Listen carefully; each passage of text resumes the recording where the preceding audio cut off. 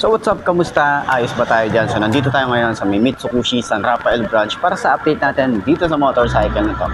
Ayong 2025, meron silang binago rito. Alamin natin yan. Alamin na rin natin yung kanyang presyo at yung specification nito kung sulit nga ba ngayon 2025. So tara, samahan nyo ako. Ayos na ayos yan. Long days, long nights, no aid, this is my fight. A small cage, but a big hive. All's at stake, it's my time to shine. Yeah, I'ma train hard, mistakes turn into learned scars. To build a brickyard, it's one by one, each bar. So build it tall, build it strong, build it large. And build a base first, so reliable, you can reach the stars. Lights so bright, I can feel the rays. My lungs feel tight, I could barely breathe. Sleepless nights, waiting for the day. I wanna be strong, wanna be brave. Bloody hands wrapped, covered up in tape. I might not be the best, but I never break. I will not surrender, I am a contender. I gotta be strong, gotta be brave. Lights so bright, I can feel the rays. My lungs feel tight, I can barely breathe.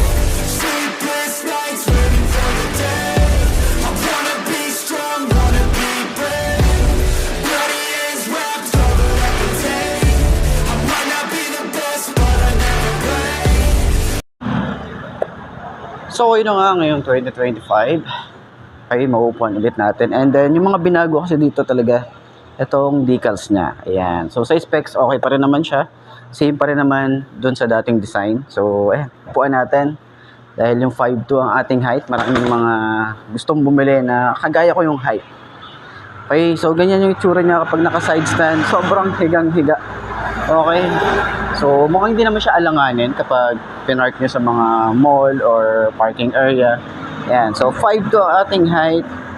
Upuan natin. Tingnan natin. So unang naramdaman natin dito, yung ganda at yung lambot ng upuan niya. Sobrang lambot ng upuan, no? So, tayo natin. 5'2" ang ating height. Tingkayad, pero manageable naman. Kaya natin i-maneuver or kaya natin i-manage tong motorcycle na to. Kasi sobrang gaan niya. Okay. So, ganyan ang shock niya sa harap. Lambot. Sa likod, lambot din. Diba? Kayo na rin ang umusga. Then, sa turning radius niya, sobrang lawak din ng isang to. So, kagandahan din kasi dito, pwede nyo din itong i-long ride kahit sabihin natin na 110cc lang to, pwede itong i-long ride. Meron na rin tayo rito ang USB charging port, tas may packet na rin tayo rito. So, at least, sa mga gadget natin, pwede nating ilagay dyan, di ba? Pwede tayo mag-charge habang bumabiyahe, okay? Or meron tayong cellphone holder, pwede natin i-charge habang bumabiyahe. So, ayan. Yung gusto ko rito, yung upuan. Sobrang lambot. Maganda yan sa long ride or sa kahit anong rides or short ride, pwede. Ang ganda ng ang ganda ng kanyang foam. Ayan. So sa upuan pa lang sulit ka na, 'di ba? So sa presyo malalaman niyo mamaya para at least dun sa dulo ng video kung magkano nga ba 'to. Sobrang sulit nito. Okay?